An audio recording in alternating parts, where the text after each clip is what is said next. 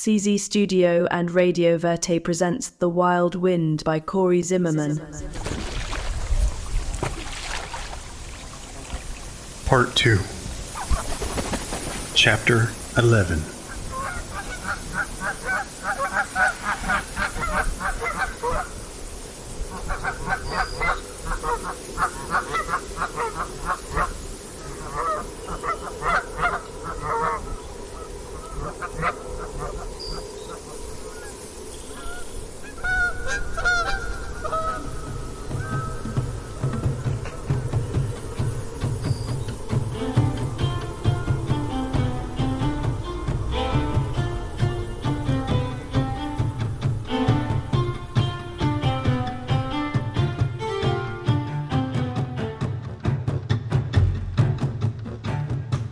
She walked into the fine hotel, so outwardly depressed, she had to dry the tears from the corner of her eye with a handkerchief as she requested a room. The receptionist, a kind man in appearance, asked if she was all right. She answered, "My Cecil is dead," before breaking down into an unrelenting sob. As the other patrons looked on in concern, the receptionist called on the bellhop to take her to her room at once.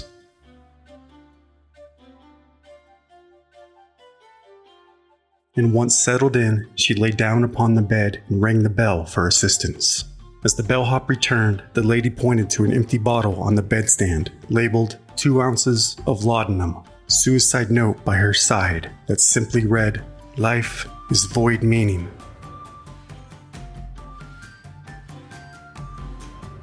The bellhop ran out of the room in a panic, and soon a doctor rushed to her bedside, where he found her unconscious. The medics were quickly administered, and a pastor was summoned, as the woman told how her husband had died and left her with nothing, and that she could no longer bear the pain nor the hunger. The pastor spoke with her about the virtues of life and of the spiritual consequence of suicide, and as word spread through the hotel, concerned guests and kind strangers raised a rather robust purse. Upon request of the hotel manager, the bellhop delivered her a large platter of food. A sirloin cooked medium rare, a French salad made of potatoes, carrots, peas, pickles, hard-boiled eggs, sour cream, mayonnaise, apple cider vinegar, and salt and pepper, and a piece of white cake for dessert, and a bottle of Dr. Pepper.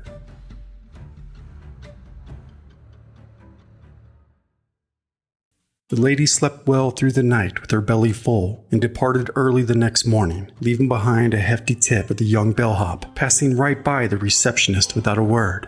She continued along her way across Iowa, raising $25 in Waterloo, $40 in Iowa City, and departing Davenport with a free ticket on the railroad to commit suicide at some other location, anywhere but there. It would be useless to give her real name, and for that matter, next to impossible. She was known to the police of 20 cities under a dozen aliases, but out of all the maze of names, only that of Fannie survived. Yet let us respectfully refer to her as the cleverest swindler and confidence woman to ever grace the Midwestern plains. Yes, it was right to say the lady within the tight, form-fitting dress, slit far up the right thigh, the stunning petite figure, was a thief. A thief's thief, an adventuress of misdeeds, a pickpocket, shoplifter, a con artist, and there was no doubt that Fannie was sexful, a flapper before her time, a flimsy, revealing, heavy-smoking, heavy-drinking, mad dame, trampling down long dusty roads from town to town, with the affliction of dancing like a bird, flapping her arms gracefully along the way. Fannie pulled up her dress and pissed on a bunch of yellow wildflowers on the side of the road, and then under a single oak tree, offering shade in the vast prairie, stretching from where she had come to where she might go, toward the next glistening object to catch her eye, she perched like a raven. Her jet-black eyes glistened as she opened her suitcase and sorted through an array of disguises, under which she laid buried a particular assortment of treasure, pocket watches.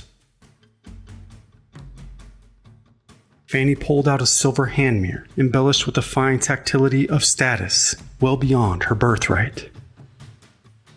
and grabbing it with her petite hand, without a speck of shame, claimed it as her own. In its reflection, she reapplied her dark lipstick, and then pulled out a dummy bucket of a hat, placed it upon her head of short, silky black hair, and leaned back against the rough bark of the oak tree.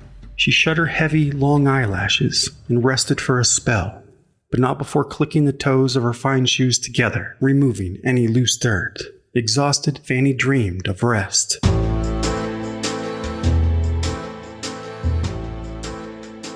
The tiny footprints that led to that old oak tree led all the way back to a family in Kansas, to a Pa, who once called her Pee-wee, a railroad worker and a musician who died in a freak accident that split him in two, a consequence of drinking rye on the tracks. Pee-wee's ma was soon to take on her own taste for rye, and by the time Pee-wee grew into her full height of 5 foot, not an inch more, her ma was in the throes of an alcohol-induced nervous breakdown, wholly incapable of caring for little Pee-wee. So at the age of 12, after her ma was taken away to the poorhouse, Fannie was shipped off to live with her grandmother Thelma in southern Missouri. Between the rolling forest ravines and majestic hilltops, beside a bubbling stream, stood a ramshackle shack consisting of nothing more than a smoky kitchen and a room with a rope bed just wide enough for two. Fannie dreamed of being a dancer or a stage actress, and she spent the afternoons with a broom, spinning her petite frame around like a butterfly as she swept the plank floor. Thelma worried no matter how many iron skillets she might tie to Fannie's feet, or burnt biscuits she might shove down her throat, that Pee-wee would someday spin away amidst a dust devil. In a matter of only 2 years, Fannie caught a local merchant's eye. His name was CECIL, 2 decades her senior. A large but gentle man, CECIL owned a furry, and he lavished Fannie with an otter fur coat. He treated her to the finest dining southern Missouri had to offer, as Thelma's fried coonskins never quite suited Fannie's taste. She devoured the fare with an appetite CECIL admired, as he shot back a glass of rye in jubilation. Eager to get Pee-wee out of her grandmother's rope bed and into his own, CECIL asked Fannie for her tiny hand in marriage. She was 14, and in no time at all, she fell into the housewife's role and cooked up a storm with all the large pantry had to offer. Though she always burnt the biscuits, filling the 2-story Victorian with smoke in the morning as the sun poured in through the large floor-to-ceiling windows. Nonetheless, CECIL thought to hire a housemaid in a show of appreciation for his new bride, so Fannie could sit back and enjoy the good life. However, Fannie loved to cook and sweep, and she would grab the broom from old Miss Terry's hands and swoop and spin away, throwing dust in every which way, leaving CECIL wheezing and sneezing, and old Miss Terry shrieking in the corner without a clue of what to do. CECIL loved watching Fannie dance, and with 2 bottles in, he often joined her, causing old Miss Terry to flop down on the front porch in a state of bewilderment. CECIL adored Fannie so, and she him, and things were mighty fine. Though in time, a dark cloud rolled in, as it tends to happen. They fell on hard times and had to let old Miss Terry go. And soon the smoke stopped rising to the ceilings as the pantry ran dry, but the rye whiskey remained. You see, CECIL loved his rye as much as he did his bride, but as he drank the bottles dry and provided Fannie with a life he struggled to sustain, his wallet grew thin, and where there is smoke, there are flames. But when the furry mysteriously burnt to the ground one night, CECIL was left with nothing but debt and ash. Fannie was in the bath, savoring her last drop of lavender oil, as CECIL finished off his rye on the porch, clicking open and shut the pocket watch his pa left him after he had died. He then made his way down to the cellar, where he pulled a bottle labeled 2 ounces of laudanum from the pocket of his fur coat. He held it to his lips and flung back his head, removed his coat, laid it upon the floor, and he curled up upon it, wrapped his arms around his knees, and fell gently into the unforgiving grip of death. All I need is you, not these shiny things, as she looked down at his pocket watch now in her palm. It was late October, and the leaves were a most beautiful shade of orange when Fannie walked away from the mound of cold, damp earth.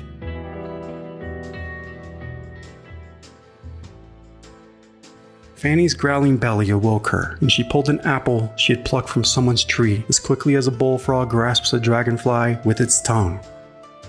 Given her hunger for fine food, dislike for sleeping outdoors, her mighty taste for rye, Fannie rose to her feet and continued along her way, twirling with divine madness, yet an ever-watchful eye over her shoulder, for it was always on her tail, the Black Maria, in pursuit of the dust devil she had become.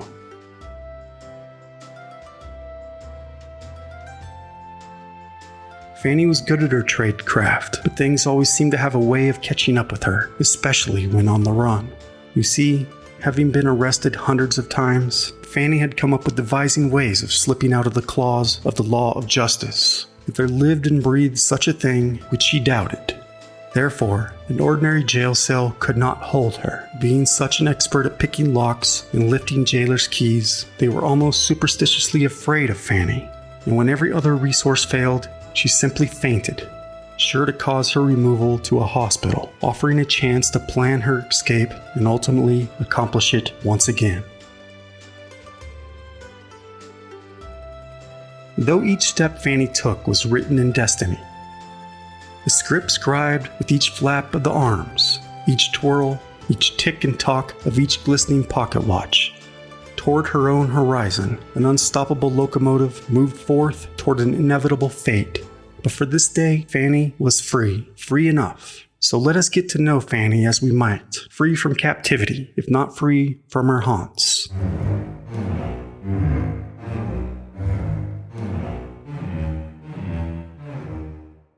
To fly under the broad blue horizon like a blue jay, just above the whispering prairie, is one thing.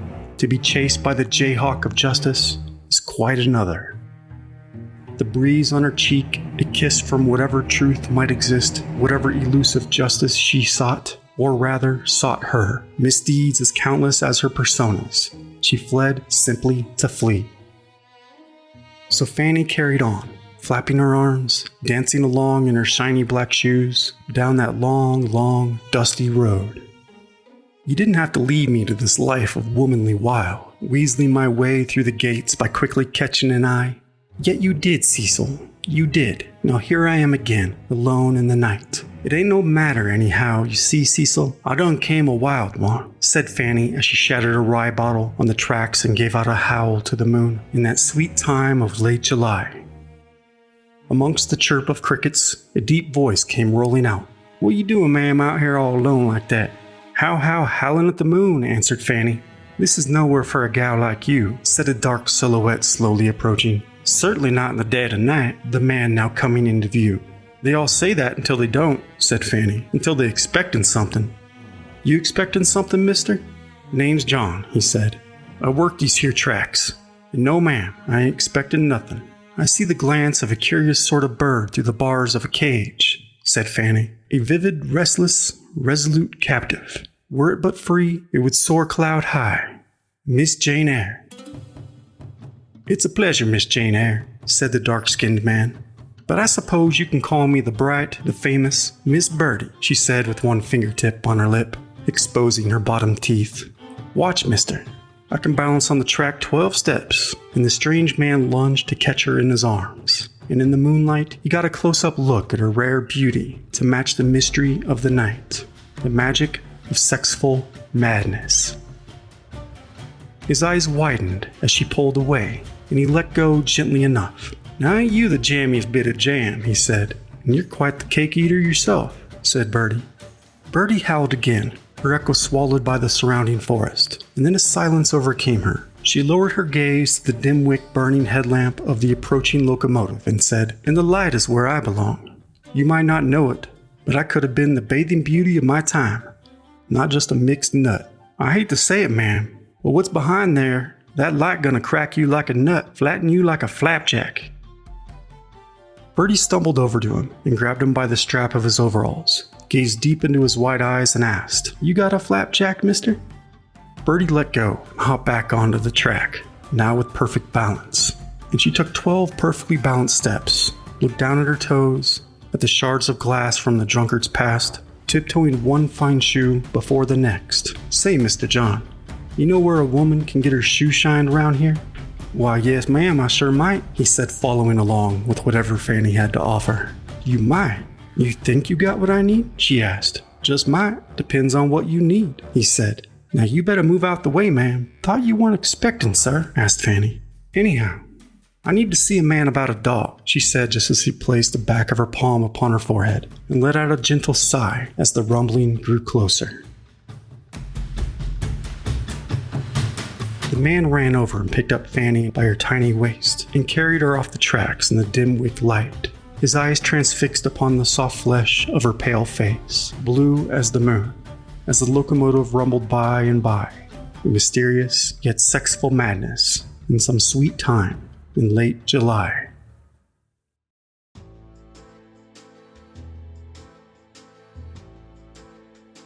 Now it may have been the crowing rooster or the deep gravelly snore which awoke Fannie, but regardless of the cause of the uprooting of her disheveled hair from the dingy yellowed goose-down pillow, she possessed one thing on her groggy mind. Fannie stood in the nude and stretched her arms above her head, eye keen on the shine from the nightstand across the bed. She carefully leaned over the snoring man, who suddenly gasped for air, causing Fannie to freeze, her breasts in his face, until he let out another restful breath of gravel and stale rye. Fannie seized the pocket watch with what skill she might, grabbed her dress and suitcase from the floor, and tiptoed her tiny feet, fine shoes in hand, for the door. Its hinges squeaked like a trapped mouse, so Fannie opened it swiftly and stepped out like a cat, mouse in her jaws. She sprinted to the road, tripping over herself as she slid on one shoe before the other, mid-stride. A man passing by on horseback twisted his neck to an unnatural angle at the scattered dame, dress over her head, nude to the chill of the morning air. "Let's see what we got here. A 3-ounce silver case," the old pawnbroker said, inspecting the watch through a monocle before holding it up to his ear. "Sure is ticking all right. This chief, I'd say 1877. Fannie cleared her throat, her chin resting on her palm, elbow on the counter, as she asked in a full yawn, "So how much?" "Well, spanking new chief goes for around $13. I'll give you 3. Bertie held out her tiny palm. "Where'd you come across this old fella anyhow?" the old pawnbroker asked, peering at Bertie through his monocle, only then noticing the black lipstick smeared about her face. Fannie stared up at him with a silent lack of enthusiasm.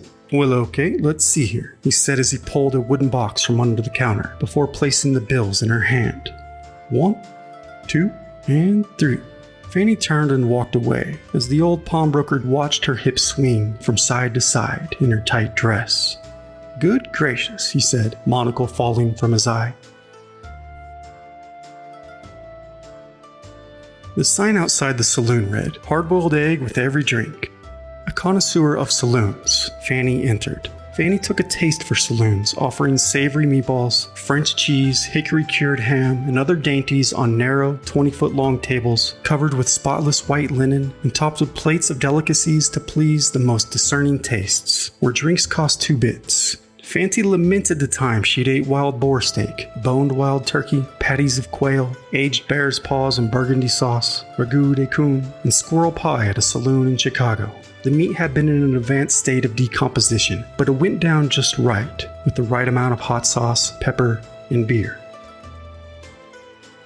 If the barkeep was German, Fannie never missed a feast of bratwurst and frankfurters. In the Italian saloons, calzone and pepperoni. But her absolute favorite dish was a simple roast beef with au jus sauce.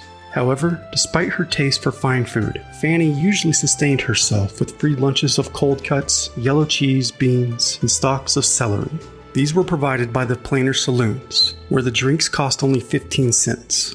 Salted food, pretzels, rye brie, smoked herring, salted peanuts, potato chips, and dill pickles. Places where the word lunch should not be taken literally, where lunch imperceptibly blends from free breakfast into free dinner, where the salted goods waited patiently on their fly-speckled plates morning, noon, and night. While many saloons offered only free creamy pies to the older customers, more often not, a saloon provided free food to all. Franks on Monday, roast beef on Saturday, baked fish on Friday, and so on. In theory, a couple of shot glasses or steins produce an appetite, and the salty goodies, in turn, might produce a mighty thirst. The chain reaction process of drinking and nibbling and drinking could go on for hours, during which customers spent stacks of greenbacks. However, the free lunch often posed many bartenders a problem, as the institution rested on the honor system. Supposedly no creature walking on two legs could be so low as to approach the free lunch table without first consuming and paying for at least 2 drinks. Yet there are many human skunks, as they were known, and Fannie grabbed a plate and filled it with sausages until the barkeep cleared his throat rather loudly. Fannie shut her long black eyelashes and took a deep breath, spilling the links back onto the platter. "Fine, bring me the menu," she said, sitting down at an open table, kicking her fine shoes upon the opposing chair. Catching her floppy hat on her toe, she ordered duck's breast with apricot chutney. "That'll be 15 cents, the bartender with the waxed handlebar spoke from his deep, cigar smoke-encrusted chimney of a throat. "And bring your finest bottle of rye," said Fannie. $2.50, said the barkeep, doubtful she possessed such wealth. But without hesitation, Fannie slapped 3 bills down on the table, and the barkeep stared down at her with disdain, as he knew her kind. Fannie stared back up at him, sarcastically batting her eyelashes with a false grin. Lipstick immaculate.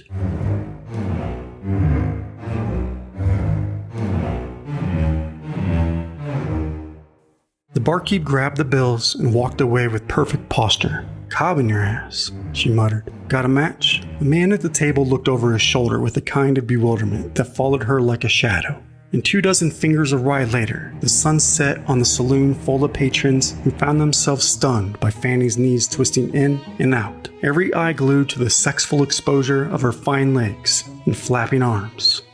One man sat so far back in his chair he fell over, just as a pair of pinstriped overalls found the liquid courage to grab Fannie by the waist and pull her in tight to the upright piano, adventurous tune, the jingle of which made its way out the saloon doors, its liveliness echoing down the otherwise dead streets, prowled mostly by stray cats and stumbling drunks at this hour, in the otherwise Puritan village of Kewanee. Johnny Hogleg, as he pressed into her pubic bone.